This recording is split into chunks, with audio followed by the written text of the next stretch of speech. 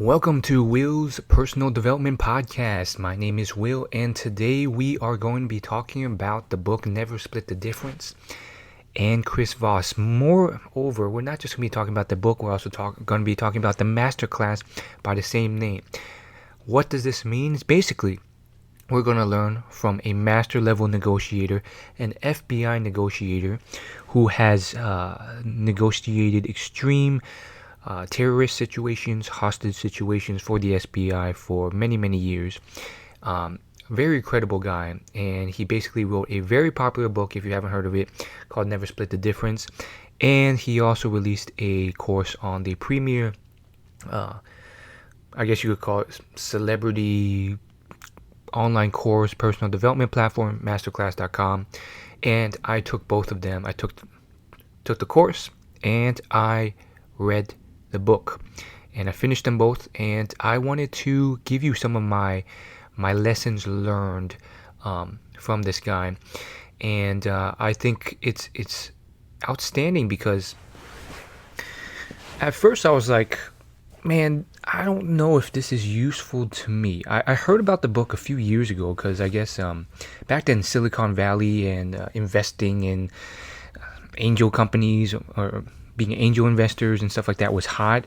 And so there's all these like top business books that were flowing to the top, and Never Split the Difference, I think, just fell in there because I guess there's a lot of negotiation happening during those investing situations and stuff. And I guess a lot of people just fell into that hype and they started recommending the book, saying, you know, it's great for your communication skills. But I was just like, I get recommended a lot of books, and I don't think I really negotiate often. Like, when would I negotiate? Maybe I negotiate occasionally with my mom and dad.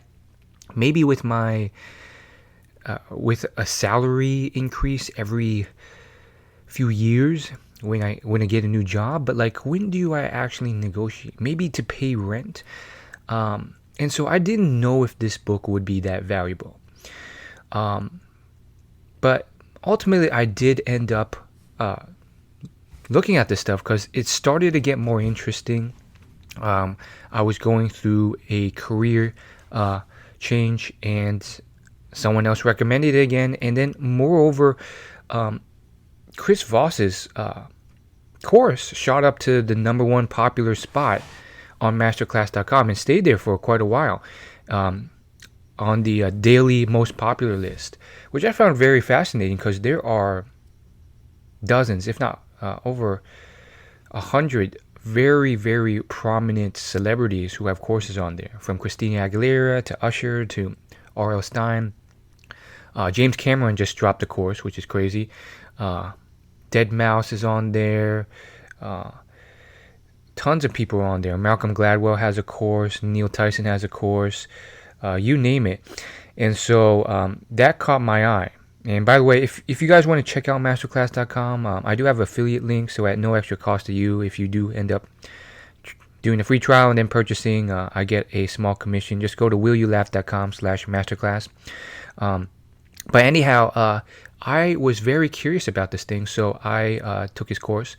And long story short, I think it's more useful than you think. Even in non-negotiation settings, I think it's helped me stay more cognizant and aware of my social skills, which has helped me in even small time situations. You know, I've been trying to work on being more socially skilled so I could deeper connect with people and make more friends at social gatherings. I'm not saying the book was a game changer, but I will say it did help me already in small, subtle ways in terms of being able to continue a conversation a bit longer using some of the tactics, which is what I want. You know, I don't want to be the guy, man. I've been there where I try and reach out, I try and stay social, and the conversation just keeps dying after a few sentences or few moments, and then I'm feeling bad about it, and I'm feeling like, wow, am I ever going to make a friend, and so forth. So yeah, definitely, I think it's more applicable than you think. And ever since I read it, I have been stumbling across more negotiation situations than I thought I would. Now, I'm not saying they happen every day or even every week, but you'd be surprised. Ever since I read it, I don't know if it's because I've become more aware or sought these, but I think it's just because I've started to see occasional more opportunities where it could be pivotal. That may be when the rent contract gets renewed, and then you have to negotiate whether to increase it or not, or salary negotiation comes up during a career shift, or there's some type of dispute with the rent duration and you have to negotiate that, or my car breaks down, you got to negotiate the price. And so I think part of it is just thinking like, wow, I used to just assume that these were static prices that could never change. And that's not always the case. Sometimes it's more so, but not exactly. So I think I've talked enough. You guys just want me to jump into the tips. I'm sorry it took that long for me to get through that intro, but let's get into it. So here is what I learned from Chris Voss. And I'll be mostly using the book, Never Split the Difference, as an outline. And by the way, if you're curious the difference between the book and the course, I have a YouTube channel called Will's Personal Development Show, and I did a whole video explaining the pros and cons of the book versus the course. And there are big differences. I think the biggest is the book goes much more in depth, which is what it has the leisure to do, given how a book gives you more words to write. So let's get into it. With Never Split the Difference, I think the first tip that was key was tactical empathy. If you're not familiar, it's basically empathy, which many business people and successful people stress as very important for emotional intelligence and selling and all this stuff. But he emphasizes the tactical part of empathy because really you're using this in a tactical way to secure your side of it. I wouldn't label it as manipulative in the way he presents it. It's more so using this skill first off, and then using it appropriately as a tactical tool. Simple as that. So if you're not familiar with what empathy is, I think it's really defined in this context as understanding and paying attention to someone else to figure out what they want and what they're concerned about. It basically gives you an advantage because most people are selfish and they don't use empathy, so they're only focused and talk about what they want.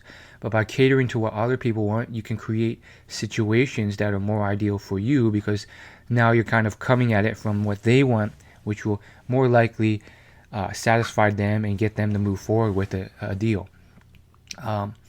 And I think one thing that should be stressed, and he does stress in the book, is that you do not need to agree with them. You just need to understand where they are coming from. Let's use a rent situation again. Maybe that person really wants you to lock down a 5-year rent contract because he wants guaranteed money and he doesn't want to lose that. You don't have to agree with him that, a 5-year deal is the way to go. You just have to understand where they're coming from. So that's a clear difference that's worth mentioning. So the next thing is the 3 tones of voices. There's 3 tones you can use in a negotiation. And as you can imagine, now all of them are ideal. So I think the big tone that he always keeps emphasizing throughout the book, even in his podcast interviews, which I've also listened to a few, is the late night FM DJ voice. This is kind of arguably the voice I'm using now naturally because I'm in a calmer state of mind, but it's that voice you hear when you're listening to the radio late at night.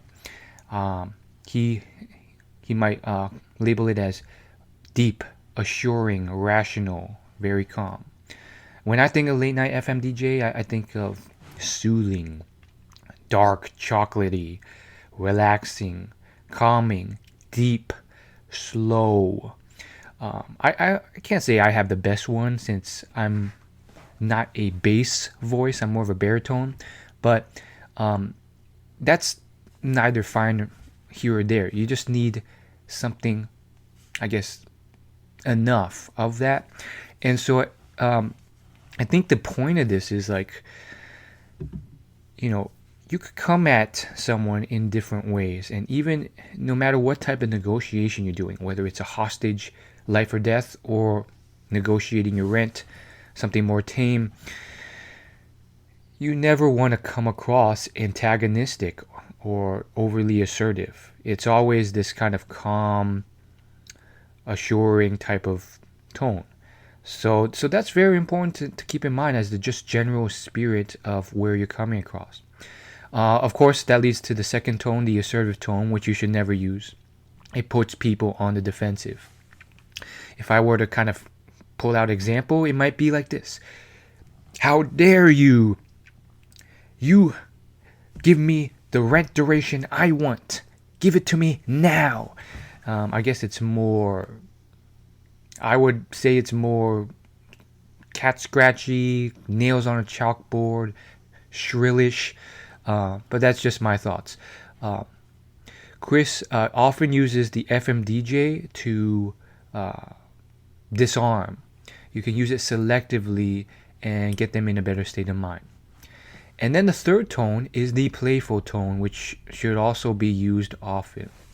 For me, I had a little bit of a hard time wrapping my head around this one. I guess this is more of like a playful teasing tone. I found myself more hesitant to use this because not only did I not fully understand it, but it's also kind of dangerous, right? If you're too playful, you're too teasing, they may not understand that you understand the seriousness of the situation. So I guess playful would be more kind of lackadaisical, maybe a little bit kind of like the FMDJ, but more like up in the air, like not always deep and rich and slow, but more like, hey, how's it going? Like, that wouldn't be nice, would it? That type of thing. So on to the next tactic, and this is probably one of the golden tactics in the book. Obviously, can't give away all the secrets, and I don't think I can with this podcast, because with a book, he also gives a lot of detailed stories and examples from hostage situations, or even coaching some of his students when he retired and went to the corporate world. So mirroring is one of the key things he always uses, maybe one of the key principles to good negotiation, and that is simply repeating the last few phrases or words that they said in an inquisitive tone. It shows that you're listening, you're understanding them. It shows active listening. It's also a effective way of getting info and in negotiating in a way that's less aggressive, less likely to cause defensiveness or get them offended or cause them to push back. I would say he also argues that it's a great way of kind of getting them to negotiate or bargain with themselves, because it's almost kind of hinting at that you're not really satisfied with certain assertions they make just by repeating them back in an inquisitive way. Like, they may say something like, I want you to stay for 2 years for rent. And you say, 2 full years of rent? And really you're just kind of repeating it back, but it's also kind of in a somewhat overt way, but not in an aggressive way, saying like, 2 years rent, I can't do that, without actually saying that. And so now, by just repeating that back repeatedly, you're causing them to kind of pause and then say, oh, okay, this guy clearly doesn't like that, and start kind of negotiating with himself.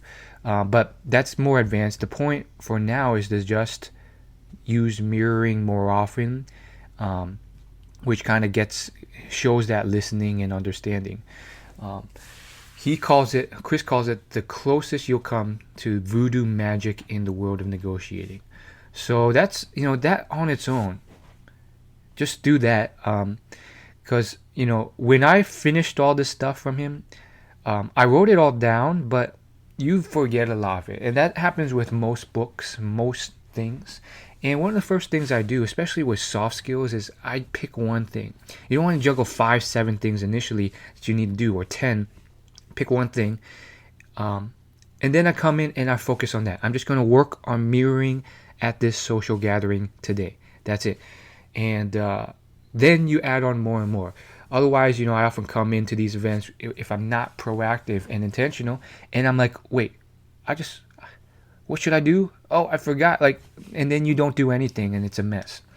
So that's mirroring. And then the other big tactic is labeling, which is similar, but what you're really doing is not just repeating back the words they say verbatim.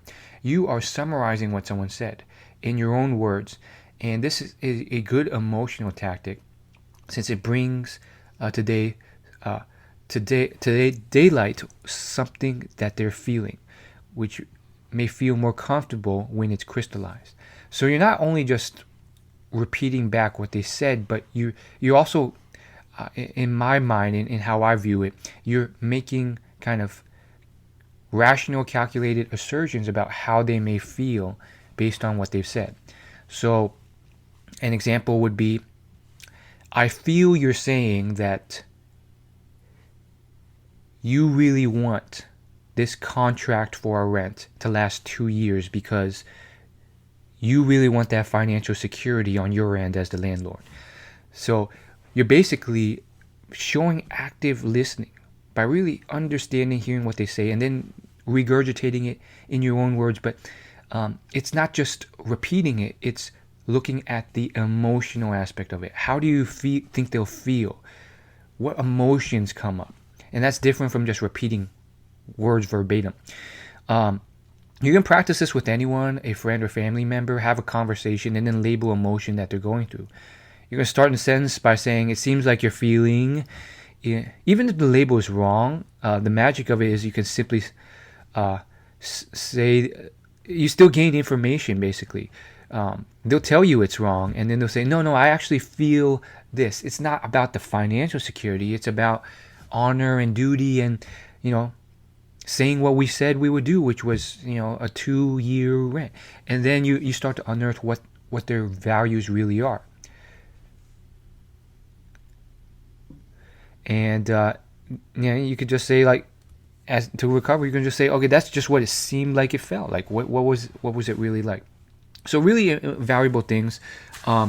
He gave this claim that was also like a claim in How to Win Friends and Influence People, which is, if you use just these two things, he's had situations where his students have had entire conversations for like an hour long or so with other people at social gatherings, just using these two things, and the other person doesn't even realize it.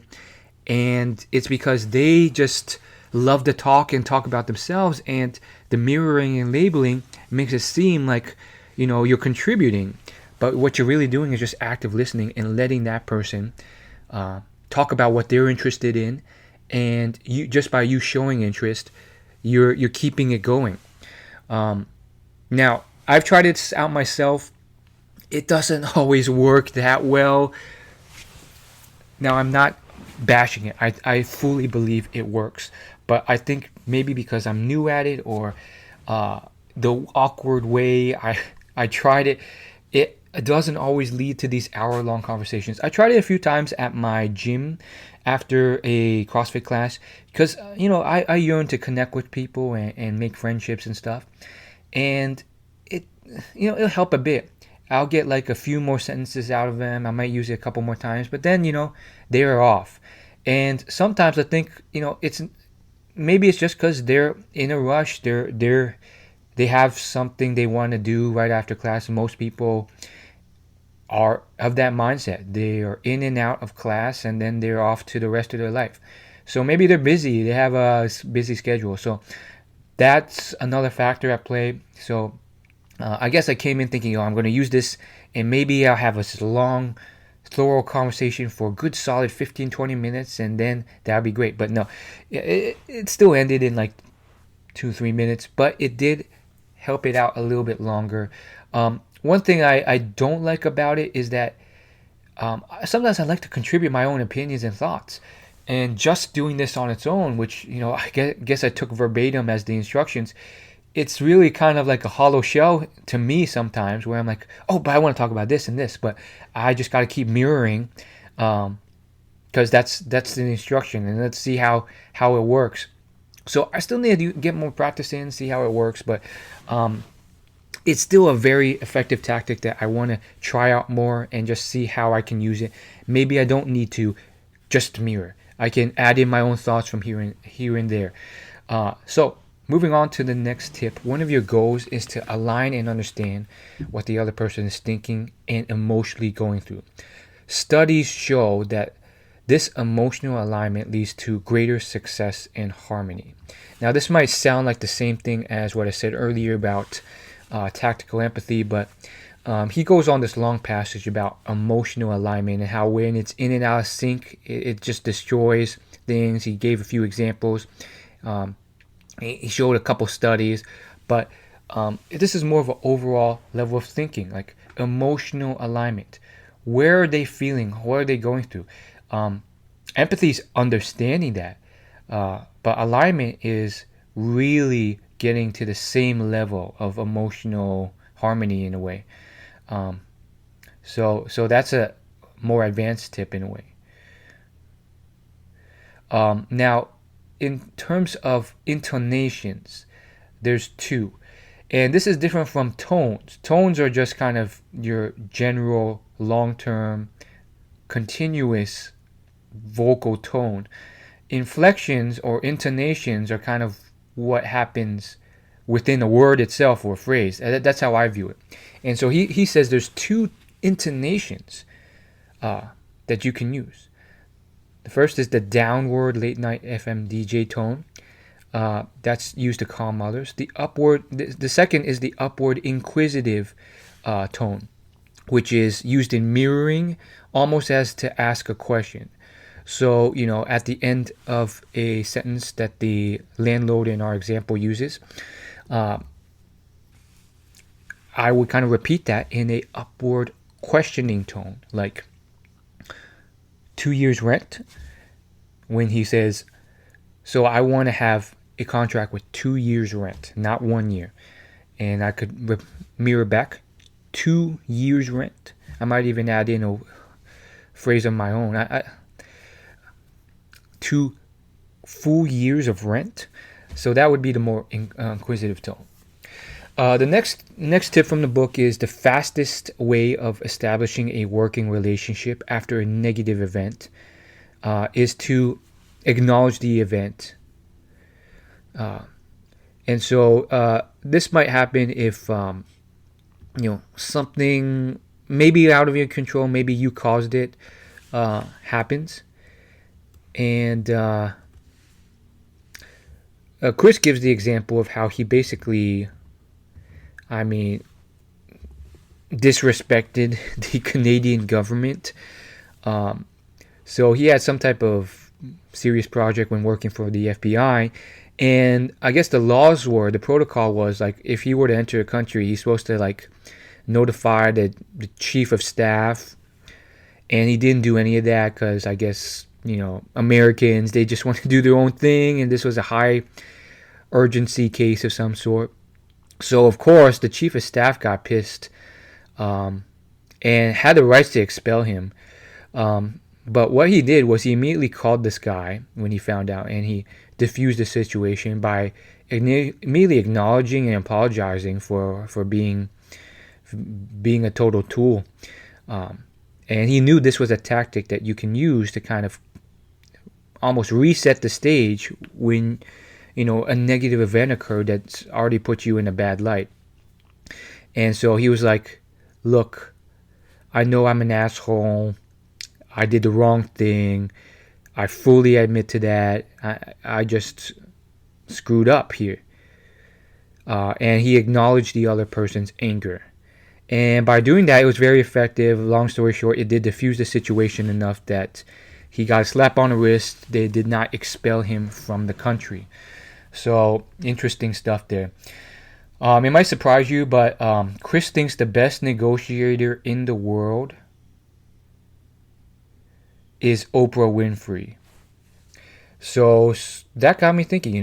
It's really kind of expanding my view of what is a negotiation, what's not, and when is a negotiation situation happening. And so Chris says Oprah's really good at it because she's able to diffuse and put people at ease in a negotiation, so that they share the deepest secrets they have with the whole world on her show. There are subtleties that Oprah employs, such as offering a warm smile to put people at ease. And I totally agree with that. I'd even consider that, but I am a huge fan of Oprah and Ellen DeGeneres, and that's why I have read their books. I've done book summaries about them. I've given a lot of tips about them.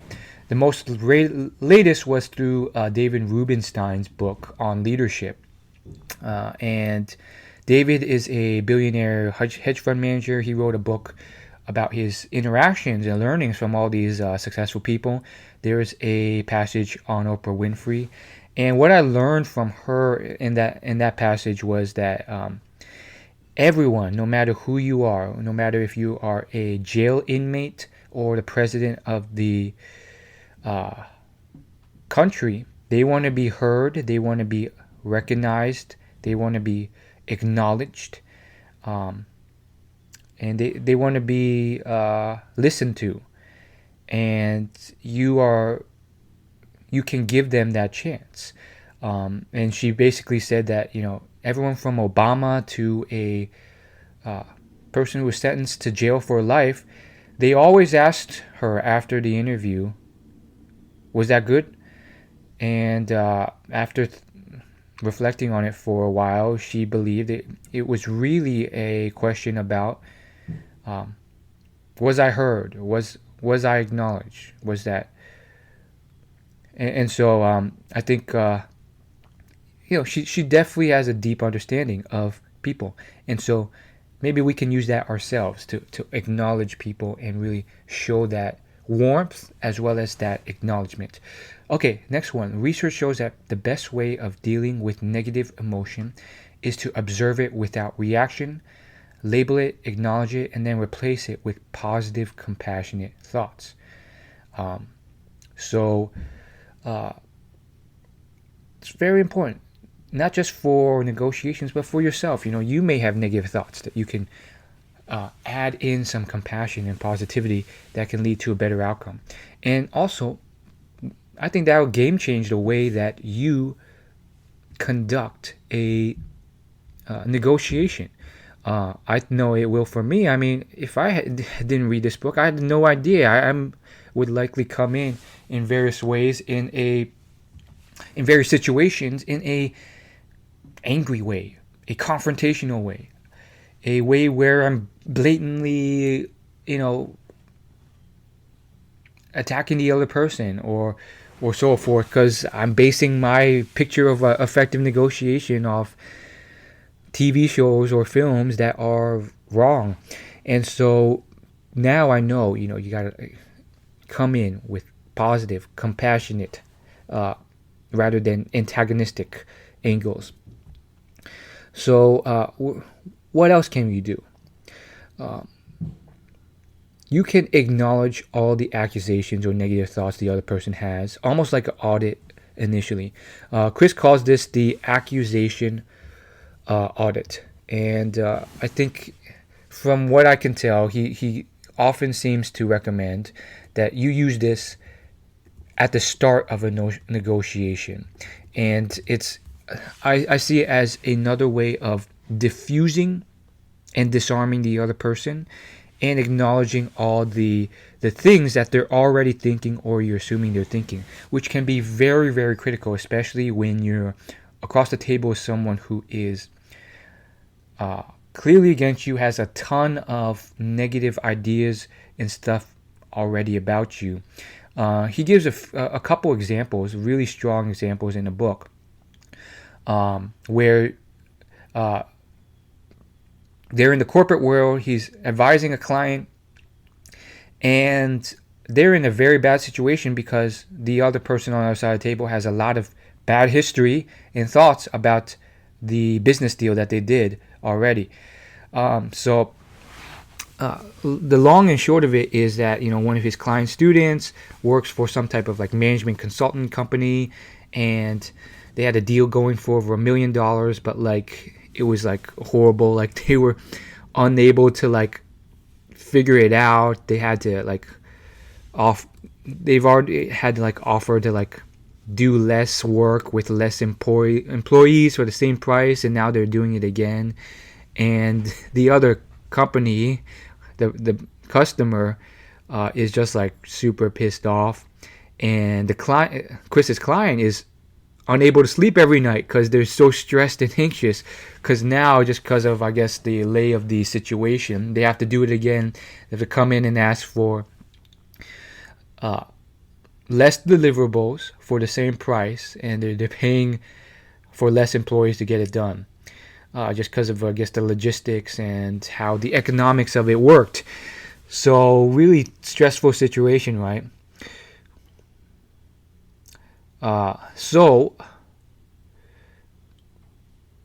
how did they deal with it? Well, Chris taught this person how to do a accusation audit.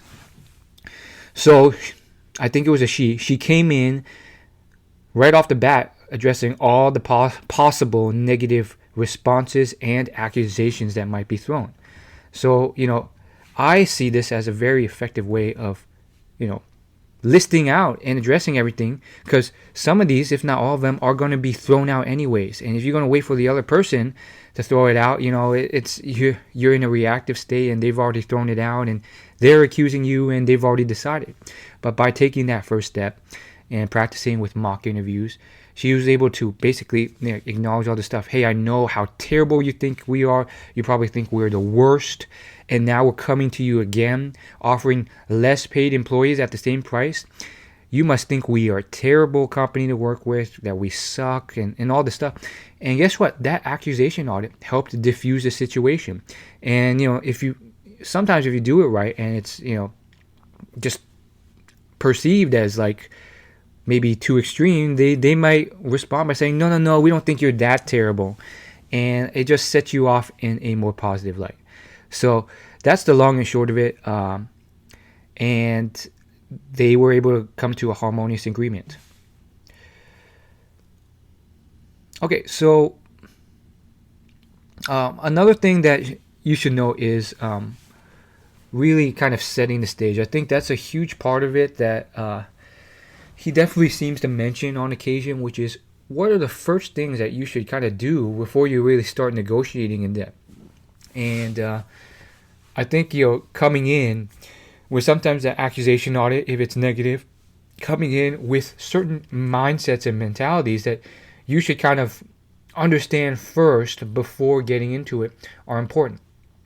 So, coming in with the mindset of, hey, we're going to try and reach a harmonious agreement, emotional alignment. We're going to diffuse any accusations. Those are like things that you can start thinking about on a higher level throughout the negotiation, or at least kick it off in the right way. And so that could be a great way of really getting things going. Another thing is to acknowledge your intention. He says that a lot of people get offended or really butthurt if things don't look fair for them. So sometimes it's really good to just start off a interaction by saying, hey, before we really get into it, I want to let you know that I want this to be fair for you. And if at any point you don't think it's being fair, we'll address it and we'll fix it. And so just like I saw a lot of this kind of like basically kicking things off in a negotiation in the right way. So that's really good. He says, if everyone wants to be understood, whether you're talking to them at a supermarket or negotiating. The reason that someone may not want to make a deal are more powerful than the reasons they do want to make a deal. So that's the next big tip, and I think this points to his philosophy, which is like a long-term human psychology, consumer psychology thing of loss aversion. So think about that. The reasons they do not want to make the deal are more powerful than the reasons they do want to make the deal. It's all about loss aversion, and your goal should be to focus and diffuse the loss. That's going to be more important than tacking on all the benefits you're going to get. So let's go back to that rent example. Let's say let's switch it up slightly. Let's say that in this situation, the landlord locked you into a 3-year lease, and you only want it to be a 1-year lease because you don't know if you're going to be even staying in that area for that long. And the dispute happened because something in the contract wasn't clear about the duration, and he assumed it was 3 years, or you saw it was 1 year. Again, it doesn't have to be a perfect example, but that's good enough. So from there, you can kind of start to see where the loss aversion might be for the other person. The landlord is thinking, oh, I'm going to lose 2 years of rent that was, I thought, guaranteed if this person gets his way. So that is why he may not want the deal to happen, at least the deal you want, which is to keep it to 1 year. That's going to be more powerful than anything you can tack on as a added bonus, like, oh, if I stay for a year, I will be the best tenant in the world. I will clean the place. I will take out the trash more often. Those things, no matter what you add on, you can even say, I will give you an extra year of rent paid for free. He's still going to think about it like, well, I'm still going to lose a year of rent, even if you give me a year of rent for free, because I was picturing 3 years. So that is really the thing that is the make or break deal. And so obviously clearing that barrier is hard, and it's not the point I'm trying to make here. It's just figuring out those barriers for now and then clearing them. Most people don't even focus on the right things to clear. I think that also speaks to something that he didn't say in the book, but he did mention it in his podcast interview, which is basically when you're negotiation or bargaining, don't make assumptions off the bat about what that person can or can't do. Get it out there first and test. And he said a lot of amateurs, they just kind of make those assumptions beforehand, which can lead you down the wrong path already. So in the rent example, what if that dispute wasn't even clear to begin with? Like, maybe what if you assumed that he only wanted 3 years because of something he mentioned you via text message, like, hey, I thought you were staying for 3 years or something like that. You might come into that exchange, that negotiation, just assuming, oh, this guy really wants me to stay for 3 years. You have to clear the air first and make that sure. Maybe he just forgot you only want to stay for 1 year. And now you're operating in the wrong way, negotiating on something that he was open to already to keep it to 1 year, which sets you off in the wrong foot. Or another example, salary pay negotiation when you get a new job. What if you come in assuming that this is the certain salary range, or these are the certain travel benefits, and you're not allowed to work remotely in a different location, when those were things that you could have posed and the other person would have been open to.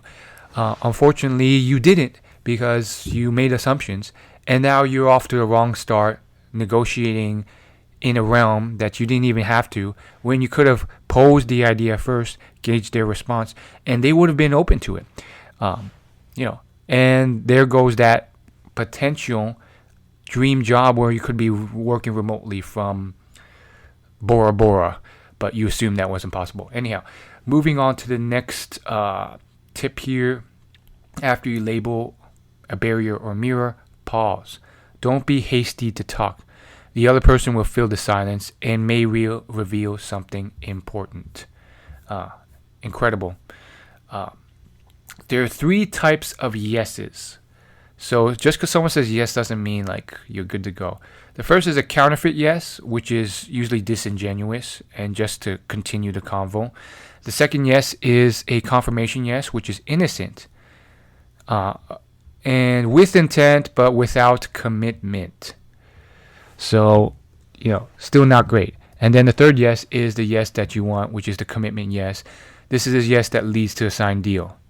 Humans are really good at counterfeit yeses, and a lot of people fall for it. The standard egotistical prepared business negotiator often has a lot of strategies that don't end up working because they basically just get that counterfeit yes. So one thing he says is like, you have to really suss it out. I think he has this like rule of 3 where you don't just get the person to say yes once. You have to get them to say yes at least 3 times, 5 times. So that confirms that they are on board for sure with it. And then, of course, you want them to get ink to paper and sign it. Obviously, a lot harder said than done, but there you go. Amateurs shy away and stop when they hear the word no. But no is actually the start of a negotiation. Good negotiators actually look for a solid no. They create that solid no because that's really where the negotiation starts. If you're a salesman, don't start by asking them, is this a good time to chat? Instead, ask, is now a bad time to chat? Because this will either get them to say yes and offer an alternative or say no. So you're really almost sussing out that no. You're not avoiding it. The author poses, basically, the no gives them freedom. The no gives them luxury. And if you're trying to suss out the yes, it's clear that you're trying to manipulate them to say yes, and they're used to that and they don't like it. And he actually has a great study in this that kind of proves this. Basically, he had these call centers, and they had them run 2 scripts. One was the standard thing that a lot of salespeople do, which is they ask all these fake questions to get them to say yes a few times in a row. And then, according to Robert Cialdini's commitment and consistency principle, well, they said yes so many times, their next yes is going to be more likely. So then they ask for the big bang, which is, now do you want to donate to our political cause? And they ran that against the same thing, but the questions were pointed at the person to say no multiple times. So it'd be stuff like, are you satisfied with how the president's dealing with the environmental policy? Are you going to do nothing about it? And so what happened was, contrary to everyone's expectations and the call center, the no response elicited a greater percentage donation rate. The tragedy of it is that the call center, despite the data, was like, well, we like the yes better. It was a tragedy. They went with the one that statistically did not have the higher conversion rate. And unfortunately, that's part of human nature. They go with what they believe or they like better rather than the data. And that was something I always kind of pondered and thought about, because that's what I first thought of when I read that in Robert Cialdini's book. Get them to say yes a few times, even if the yeses are kind of fake, and small stuff like, don't you want a good life? Obviously, you're going to say yes to that. And I think the reason is because people are smart. Over time, they've been saturated with manipulative stuff like that, and they're savvy to it. And they know you're trying to pull out a fake yes, or just not even a fake yes, but get them to say yes a few times and hit them with this big bang offer big bang request that they don't really want to do. And so it doesn't work.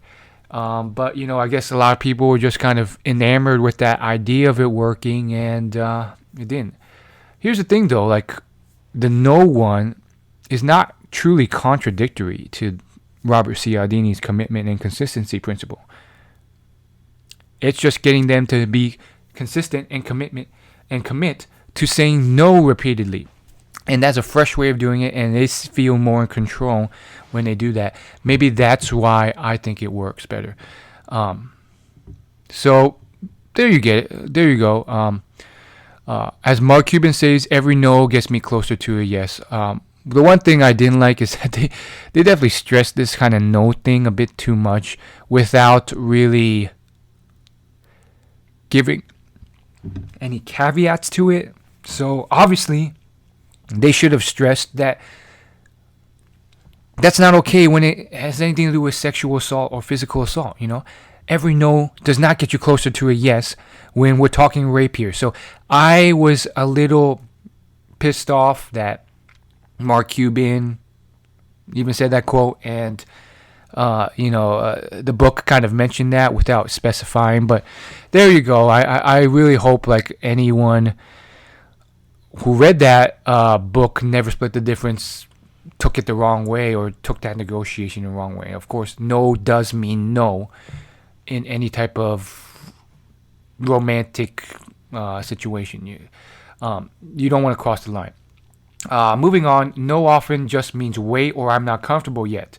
Once again, not within the realm of business and career negotiation. I wish they made that point.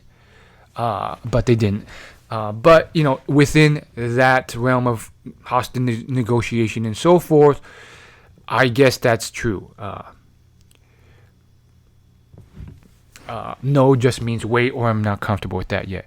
So I guess it can definitely affect your outlook on it, because I would have definitely, at least in those situations with business and career, just been like, oh, he's not open to it. He wants the 5 years rent. I guess I will have to take this, or they're going to kick me out of my apartment. Or, I mean, I'm definitely more the agreeable type, the guy who's kind of scared of confrontation. So, unfortunately, that often leads with me being like, oh, so you're not going to budge at all? Okay, sorry. Yes, let's do it. And oftentimes you get the butt end of a situation. And I can't give you any clear examples, but it's definitely happened before. I've been in situations where they're like, you're going to make this decision or you're not. And I was just like, oh, okay.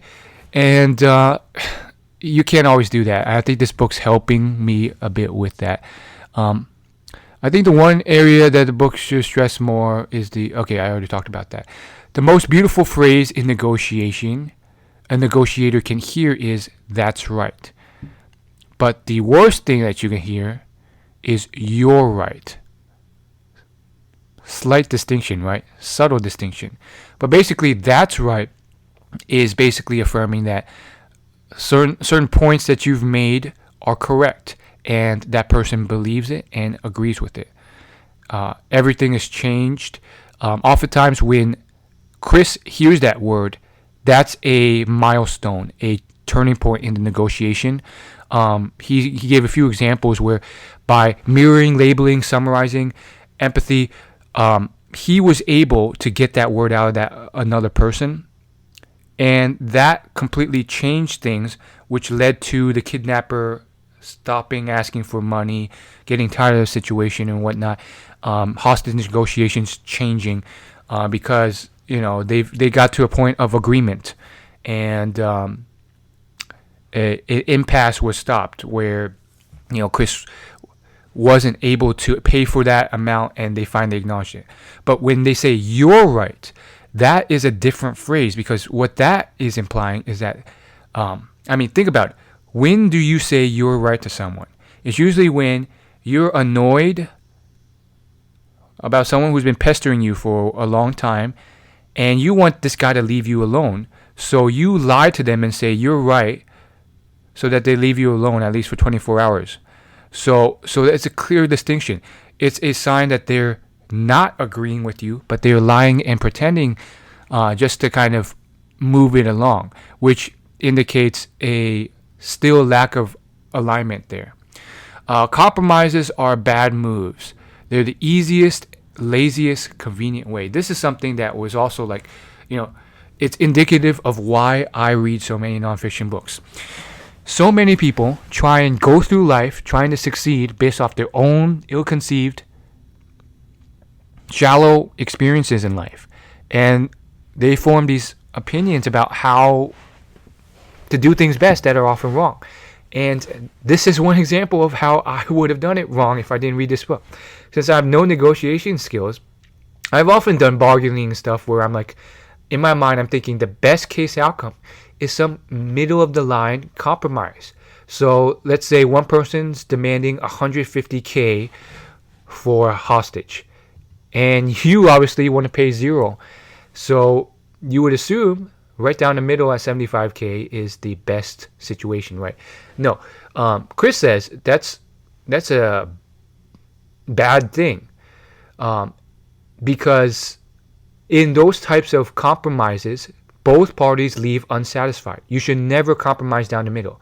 Instead, it's better for you to win or him to win, or actually, well, a win-win situation, usually when you basically win.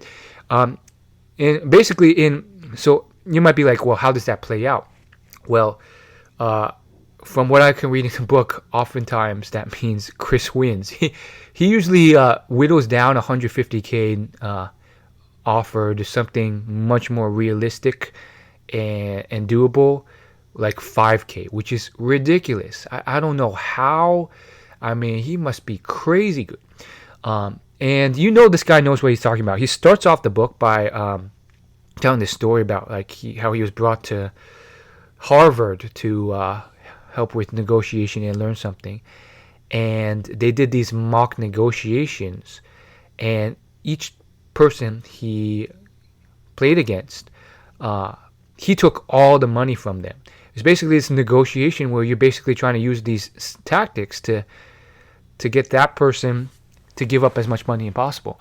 And he always won to the extreme degree. So that was crazy. And so this is one point that it's almost flabbergasting that I still have a hard time really believing in the real world. Because I have had, I'm sure you've had situations in your life where maybe you're arguing with a sibling and you want a certain amount of candy and they want some. How on earth are you going to get it so it's not a fair 50-50 split down the middle? But that's what he's saying in the book. He's saying compromises down the middle are bad. You should avoid them. Your goal should not be to have them. It leaves both parties unsatisfied. And I don't know. Since for me, being someone who's mostly operated by that, I just see it as this big mountain to surmount. But maybe it's not. I mean, this guy is clearly good at doing it. Another part of money negotiations is you want to try and add non-monetary things to that as well. Think about that. So that's a very important point.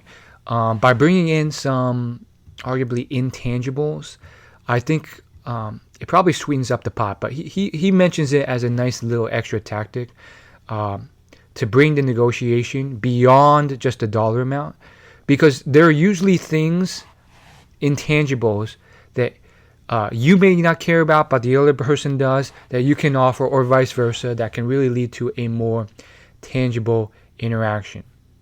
So maybe let's just use the rent example again. What else can you add on there other than I'm going to pay this certain amount of rent for this amount of time? And I know I did mention earlier in this episode about how, well, if you don't clear that loss aversion about the money, nothing else matters. True, but this you could still add on intangibles as well. So maybe it is those stuff too. Like, I will be the best tenant possible. I'll use less electricity. I'll try and actively find you another replacement tenant for when I'm gone. Or I will leave the place spotless. Or, those gardens that need trimming, I'll get that done. I'll take out the trash every week. Anything you're worried about, I will get it done for you. I will leave this place spotless. I don't know. Those are just examples off the top of my head, but you can kind of see how adding intangibles can definitely change things, because you never know, like those might just be nice things that they wouldn't mind, that might, add on to the thing that maybe aren't huge cost to you, and vice versa. Another interesting point was that deadlines are usually arbitrary. He's basically saying 99% of deadlines are used to intimidate, and they're never ironclad. He's saying he's coached thousands of people or something like that, and like almost all of those deadlines are simply there to try and move the deal along, but usually they're much more flexible than are needed. Even in hostage negotiations, he said that like 99% of deadlines of claiming that they will kill someone if you do not get money or something to them by a certain time, they're not true, which I found shocking, like literally shocking. Like, I'm like, you kidding me? Like, they're gonna kill someone. They're gonna at least cut someone's ear off, harm that person if you don't do something. But he's saying in his experience, like most hostage ransom kidnappers, if you don't make that first deadline, nothing happens. They just kind of renegotiate, they get flustered, and then you go from there. So that's interesting. Obviously, he has much more experience than me. And I wish I knew this tip longer. I wish I knew this tip earlier. I've definitely been in situations where someone's giving me a deadline, like, you have to accept this job in 3 days or it's gone.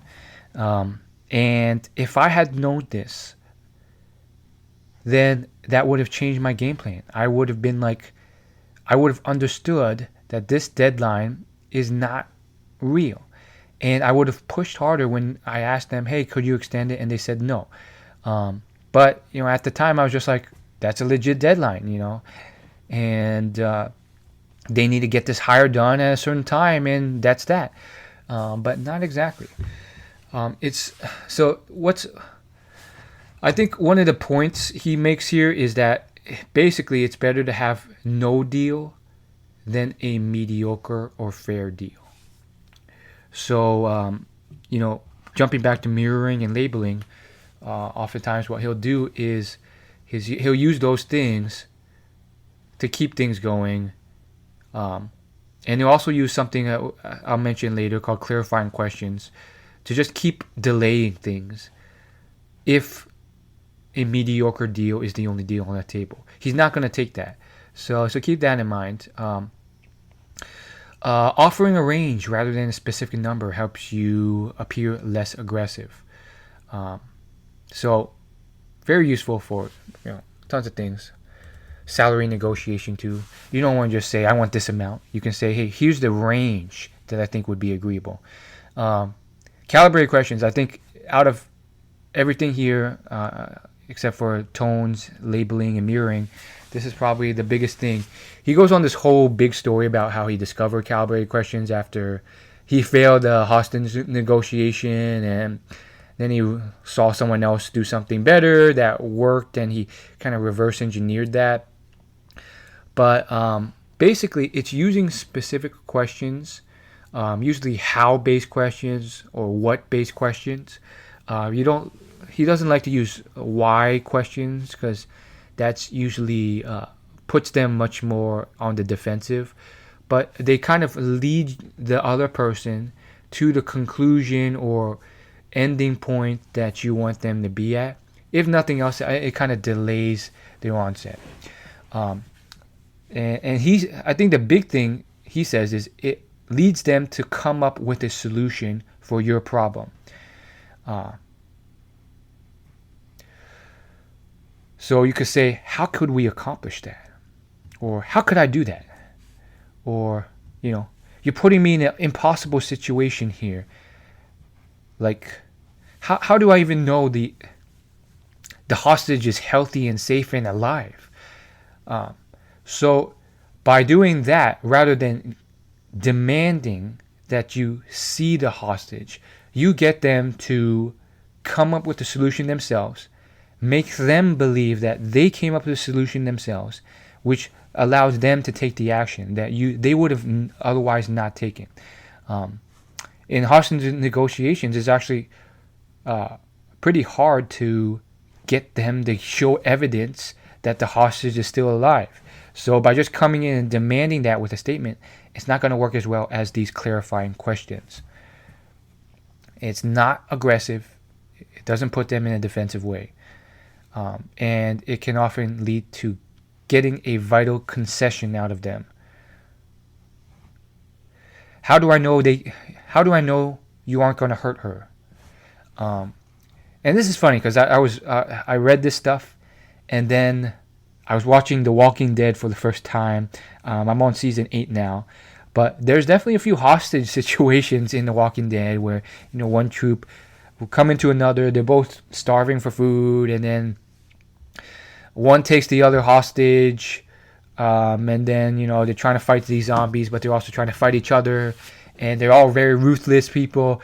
And I was like, man, they should use clarifying questions, which wasn't used. And I could tell, Rick, one of the leaders, main characters, he was trying to figure out, like, is this guy still safe? And he didn't use a clarifying question, which could have helped him get that information of whether that hostage was safe. The best ones start with what and how.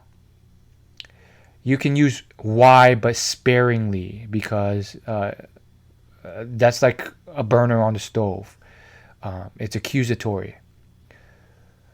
Avoid all questions that start with can, is, do, was, or does, because they are close-ended questions. The goal here is to get the other party to feel like they came up with a solution. So don't ask stuff like, can I get this accomplished? Do I have a way out of this? Was this going to work? And I think what he's saying here is if they create 1 or 2 word answers, bad. You want to have it so that they're coming up with sentences, paragraphs of answers. So that's a key point. With closed-ended, open-ended questions, this is a huge conversation skill set thing too. I think most people, I got it wrong initially. I just thought, if it's a what, a how, a why, whatever question, it works. But as long as it's not like a yes or no question. But you can still, the point is not just to avoid a yes or no response. The point is to avoid a 1 or 2 word response, which can still be elicited with a can or do or is or what or how. Or not a what or how, but a was or does. So keep that in mind. You should use calibrated questions to ask anything you want. All these tips are useless without emotional regulation and self-control. If you get pissed off, if they get you angry or upset or pissed off, and you let your emotions take control, it's over. It's game over. Well, not always, but it puts you in a really bad situation. He gives an example of how a client of his basically had a stingy CEO who only paid half of the final bill before they parted ways. This client, the CEO they did not part amicably, and she was fighting to get this fixed. So she got pretty darn far. The CEO stopped responding, and Chris basically gave her all this whole toolkit of tactics, and she got so far. She mirrored, she labeled, she got the CEO to respond after he had stopped responding, and she did all this stuff. She asked calibrated questions to any reply that wasn't a full payment. How am I supposed to do that? He did all this extra stuff that I didn't even mention, like acknowledge his desire for power, kind of categorize who he was, what his values were, and all this other stuff. And she got so far, but then she lost her temper. She let her emotions take control, and then it just ended the deal right there, unfortunately. She heard his patronizing voice, and then she just became unhinged. She stopped following some of the tactics, and it didn't end up right. So his whole story there was like, yeah, these are how you employ the tactics, and they get you far, but losing control of your emotions can just kind of end it. So unfortunate, but still a great way of moving forward. So how do you actually do that? Give yourself a moment to pause, breathe, and diffuse those emotions. Don't reply defensively or argumentatively. Seems like that's a clear theme. You should never do that, basically. Reply with calibrated questions. Okay, so now moving into some more advanced tactics. Oftentimes when you're negotiating, especially in like a business setting or with another team, the amateur makes the mistake of just trying to convince the person on the other side of the table. Usually there's a whole team or a whole group of people behind that person, a higher level decision makers that you have to convince as well. Chris himself made this mistake. He tried to sell this whole package deal training course, and he thought he had this whole business and certain C-suite locked into it. He was mostly focused on the point of contact he had. Turns out the CEO was really the big decision maker, who was like a few pegs up the chain. He was never on the calls. He, basically vetoed it, and that was that. And so it's really important to get a sense of all the people on the team and convince them all. The listener has control of the conversation, not the talker. Because the listener gets to gather information, ask calibrated questions, steer the conversation toward the direction he or she wants. Replying by saying you just want something that is fair is a tactic that you should be careful of, because it's effective. People oftentimes make concessions, price adjustments, just because someone says that's fair, even if it's not fair logically. But when people say, I just want something that's fair. So just be careful that, if someone says, well, I just want what's fair. Can you knock it down another $200? Well, you reply by saying, you don't just react and say, oh, okay, I'll knock it down $200. That's a manipulation tactic. You reply by saying, go give me all the evidence you have that your claim that it isn't fair right now, and then you just go from there. Negotiating is just a piece of the puzzle. The execution, the how, is just as important. You're not really done until you deliver, you get the results you desire, and so forth. The paper gets signed. This goes back to counterfeit yeses. Someone might say, yeah, let's get that rent done. The landlord might say, okay, yeah, let's do the 1 year rent. And then he does nothing about it. And the contract remains ambiguous. And then, lo and behold, like a year passes, and then he's asking you again to pay, or he's going to send a lawsuit, which just sucks. So you got to get that done.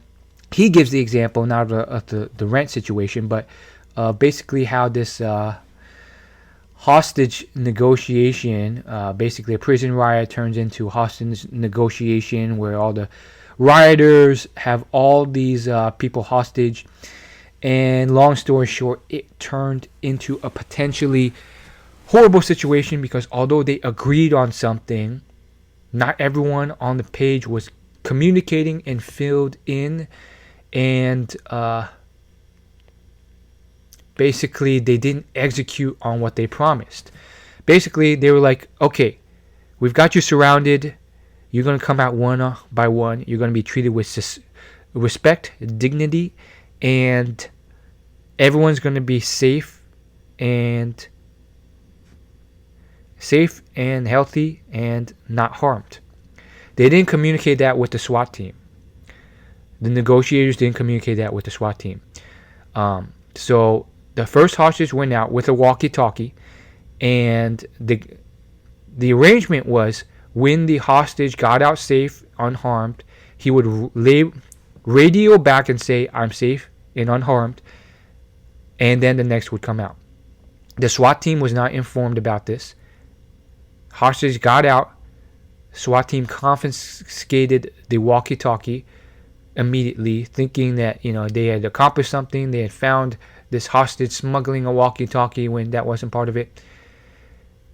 As you can imagine, the rioters inside still got very nervous, very angry, very crazy, and I think it almost led to someone getting their finger cut off or something, or like someone dying. But 17 minutes later, they figured out the issue and solved it. Almost avoided a crisis just because of lack of communication and execution. Calibrated questions allow you to say no without coming across too aggressive.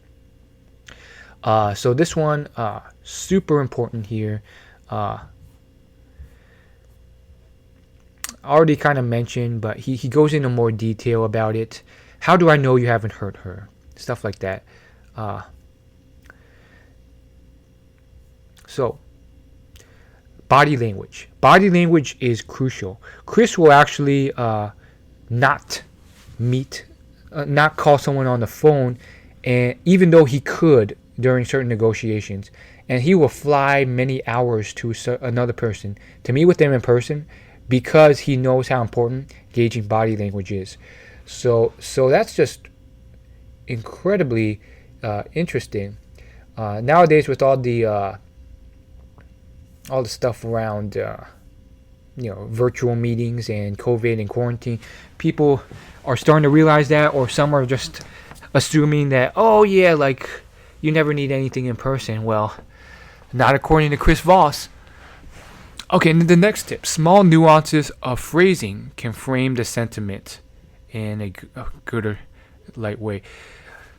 You can say the same thing, but because of how you phrase it, it can have a different effect. You could say, if you make this deal, you'll get a 23% return on investment. Or you could say, if you don't make this deal, you're losing out on a 23% return on investment every day. One's more powerful than the other. One might put more of a bad taste in someone's mouth in the wrong way versus another. A surprising amount of negotiations hinge on something outside of dollars and cents. So that's a crucial point. He says a lot of them, like, it's usually like the pivotal thing. It's not the money. Maybe it's a fear of loss. Maybe it's a fear of reputation loss or something else. Addressing someone's concern of installing a new accounting software you're trying to sell by promising you have it installed in 30 days or less without losing any data or time, may be able to address their intangible non-monetary loss because you're addressing their fear of migration costs and time, not so much the price ticket for doing so.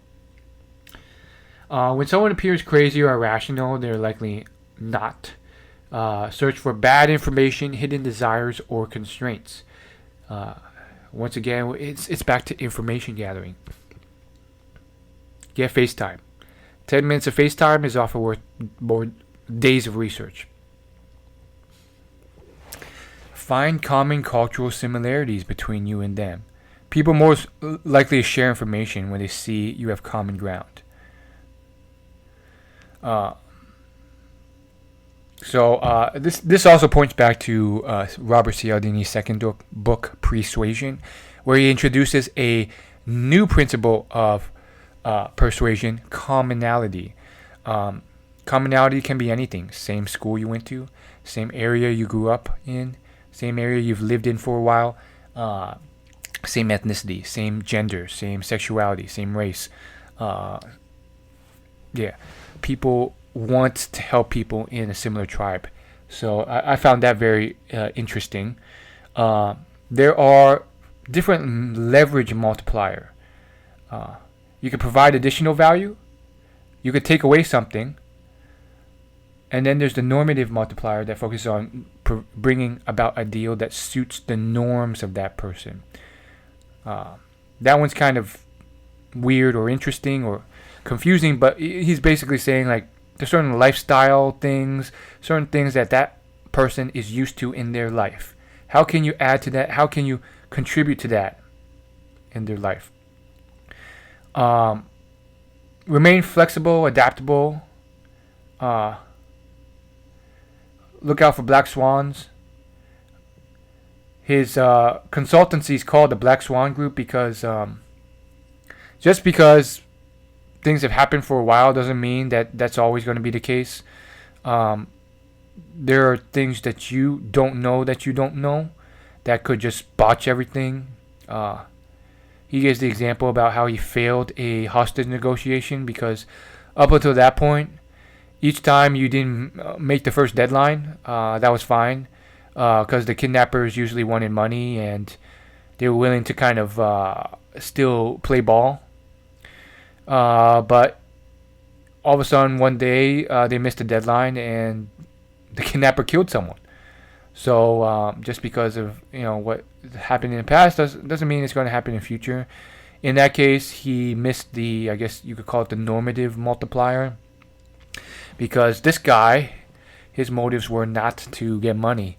He was trying to end his life in a spectacular fashion, and he wanted to do it in a firefight.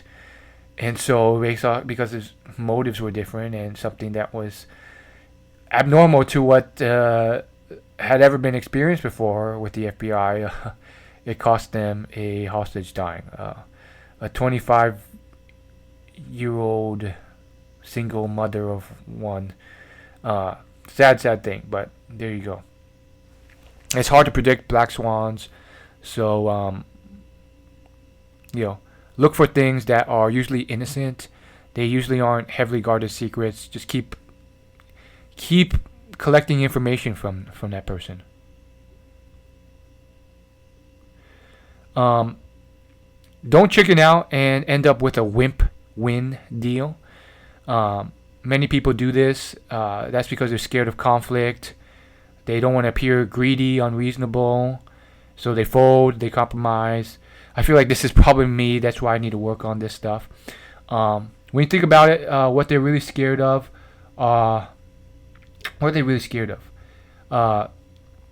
they're maybe unconsciously scared of being physically punched in the face or something like that. Never going to happen in the modern world usually. It never really gets physical. Use empathy. Realize healthy conflicts are an important part of any relationship, any part of life. Marriage, parenting, managing others. By shying away from all conflict, you're basically shooting yourself in the foot. You must realize that conflict is a healthy part of all relationships. As long as you're a decent, honest person with reasonable requests, you should be fine. Ignore the voices that tell you to shy away. I want to rescind what I said before. I would say I'm not that wimpy, but yeah, I definitely do push on that side of the spectrum. I am not someone who shies away from all conflict. I do have conflict. I could have more conflict. I do definitely crumble much quicker than I should and give way to the other person, which I think this book will help me work on. I'm definitely more of the people pleaser.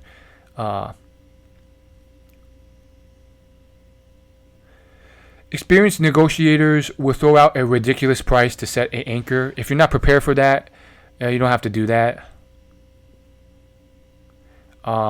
If that happens on you, try to not have that affect you.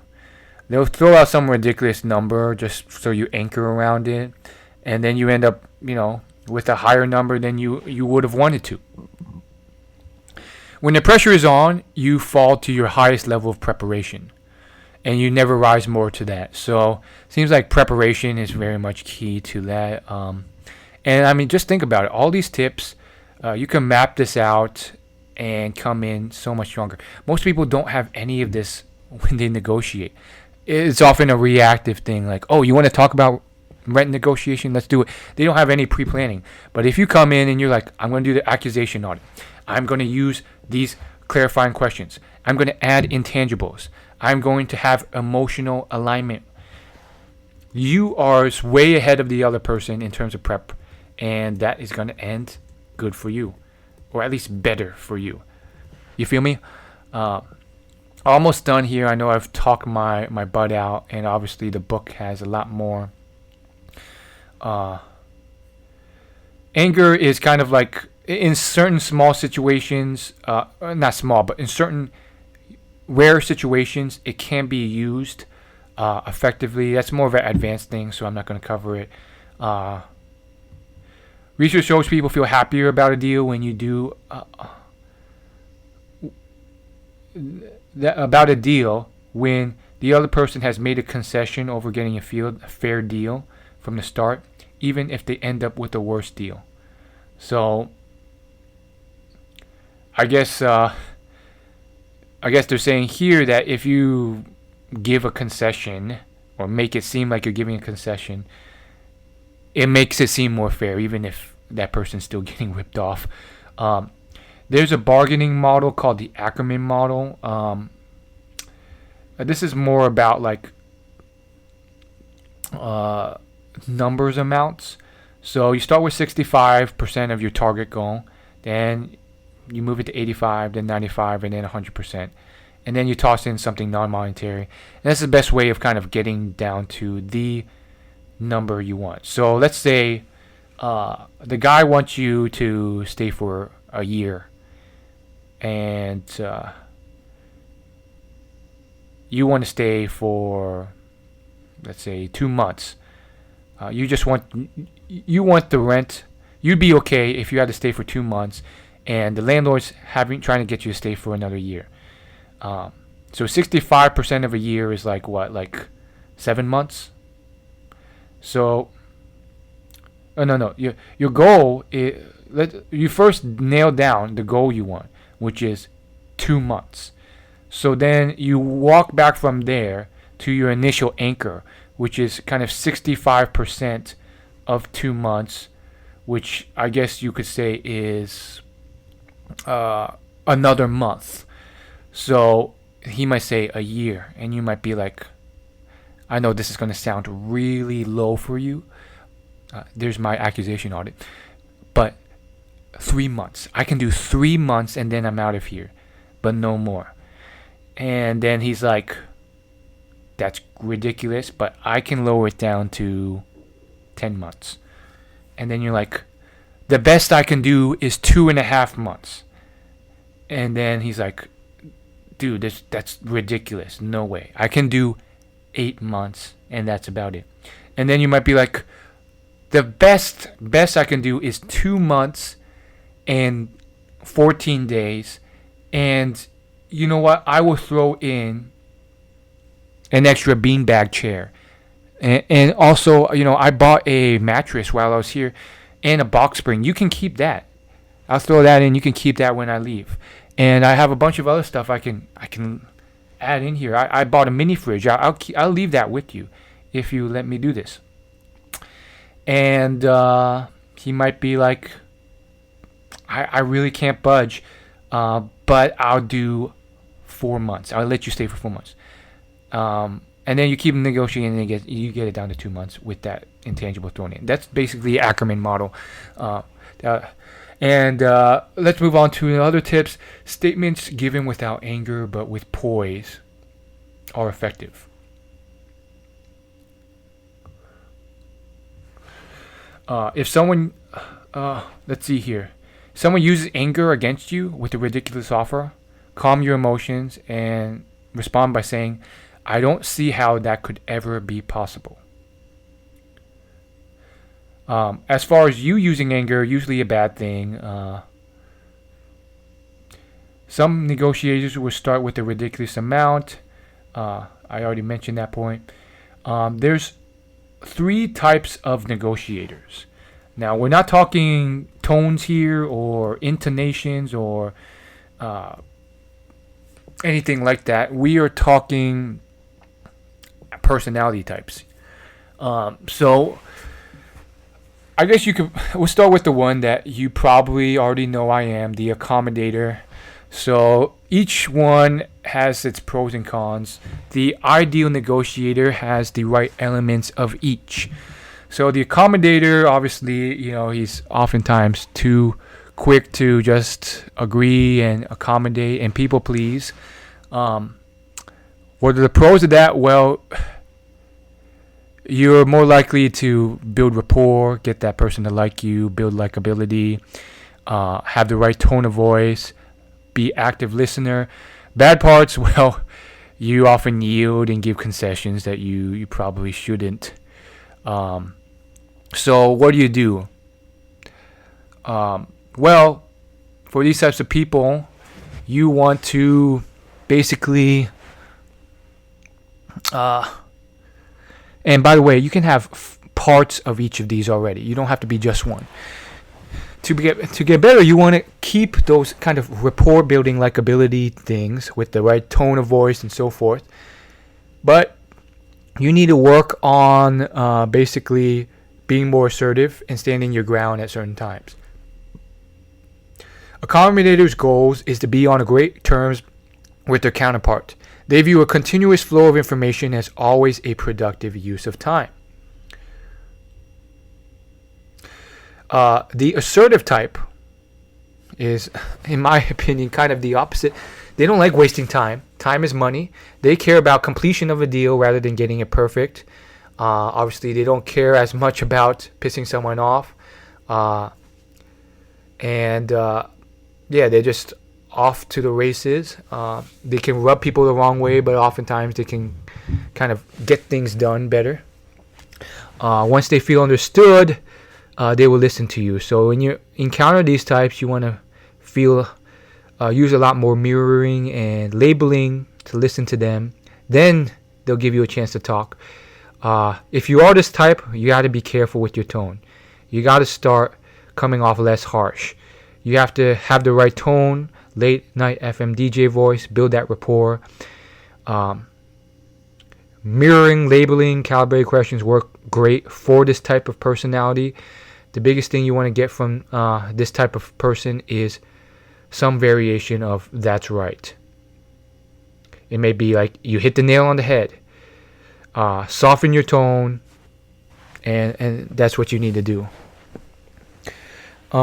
If you're encountering an accommodating type, you want to take time to form that relationship, get to know them. But also, you have to keep in mind that they can kind of crumble or give promises that they can't deliver on. So, just because they said yes, you have to make sure the execution is in place. That's very important. They may be like, yeah, let's get it done. Let's do it. Turns out, when it comes to execution, they couldn't do it. They couldn't figure out a way. They're just trying to appease you, and that's a problem as well. Analyst, the third and final type. As you can tell with this one, they appear cold and distant, but that's because they need time to think things through, analyze a problem. And it may take sometimes days for them to get back with a answer, a response, because they gotta think about it, ponder, pick aside every side of that proposal before they come to a answer. They use a calm FM DJ voice, but as I mentioned, can be kind of cold or distant. They're usually hypersensitive to reciprocity. And they can feel snubbed if they don't get an equivalent exchange. Apologies are of little value since they see the negotiation and your relationship as separate things. So I view that as potentially a good thing because you can potentially go harder on them without them feeling like they get personally offended or your working relationship gets tarnished. Don't ask too much questions at the beginning because they don't like that. They need time to gather all the info. Silence from them is a bad thing as they are... silence from them isn't a bad thing. Come in prepared. Provide warnings and expectations. Obviously give them time to think things through. They don't like surprises. They're not quick to respond to a calibrated question. So sometimes give them a few days. They don't like talking to people, and they view just meeting and talking to you as a concession already. If you are an analyst, the biggest thing you can start to do is smile. Come off more friendly. Stop coming off so cold and distant. So there you go. Those are the 3 types. Obviously, we all have parts of all of them. I need to work on my assertive part. I need to start to stand my ground a bit more. Yeah, pretty self-explanatory there. I have to start to realize that negotiations are part of life. That I can stand my ground and get what I want, or more of what I want, and that's fine. That's okay.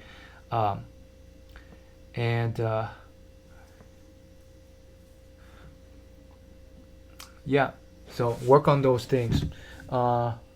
Humor and humanity are some of the best ways of removing roadblocks, getting them to open up to you. And as I mentioned, the rule of 3, get them to say yes at least 3 times. Iron out how is the execution going to happen. Are we going to get it on pen and paper? How are you going to make this happen?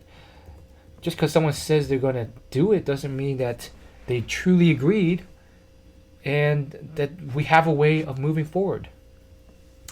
So that's very important too. Also, with the analyst type, I have to work on, just to give you an example of what I have to work on, I have to work on being okay with being assertive and knowing that will not affect a working relationship with someone.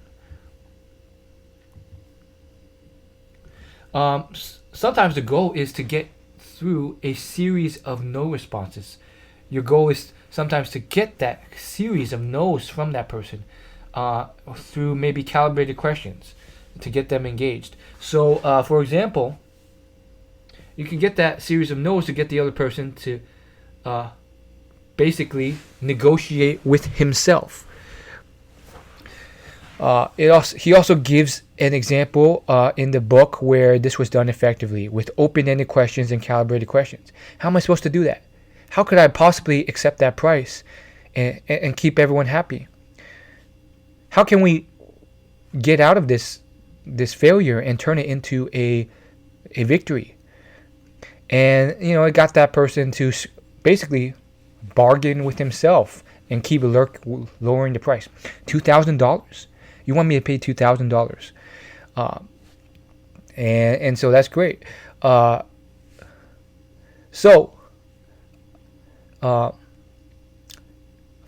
Also, feel free to apologize. Saying sorry in negotiations is not a sign of weakness. Saying sorry is not a sign of weakness. Keep that in mind. You can apologize. It may even help disarm. I'm going to write that down. I think that's a good one. You can. That's what he says. So that was something. I think in other realms, I've often heard that saying sorry can be shown as weakness, especially when you're apologizing for something that you don't need to apologize for. But at least in this realm, that's okay. There's a few ways of getting a better sense of whether someone is lying. A liar is more likely to use a lot of words, fancy words, try to distance himself by using third-person pronouns rather than the first. He'll try and impress you with those fancy words. And there'll be incongruence in body language and what they're saying. Someone telling the truth is more likely to use first-person pronouns. I did this, I did that, rather than this person made this assessment. And they're more likely to use less words and be pretty serious. Pay attention to the people behind the table. I already mentioned that. And that rounds it out. Those are all the tips. This was a nice long one. I didn't expect it to go for that long, but hopefully you learned a lot from this. Maybe you even want to dive in more and check out Chris's masterclass. And the beauty of masterclass.com is that with masterclass and courses like that, he gives mock breakdowns. He has a bunch of mock breakdowns of him actually going through his strategies in various situations. He does one in a corporate setting, one with a salary negotiation, one where he's negotiating with his kid, one where he's negotiating with someone in politics and government, and he breaks down a lot of tactics throughout those. And so you get to see that in real time, and that I found was one of the unique values of taking a video course rather than just reading the book that I couldn't get otherwise. Because one thing is theory, but then another thing is seeing 10 minutes of him in doing it in one case study, and then 10 minutes in another. And now I was able to open up and think and really see how things work. And it clarifies certain questions I had, like, well, do I just keep mirroring over and over? Am I allowed to actually contribute to the conversation, or do I have to just keep repeating what they say verbatim? And then I see through the negotiation that no, he does talk and contribute his own from time to time as well. And so, okay, so that's how it works. That's how it flows in a conversation, so it doesn't come across robotic. So there's certain more personalized questions and things that I may have that a masterclass might help answer.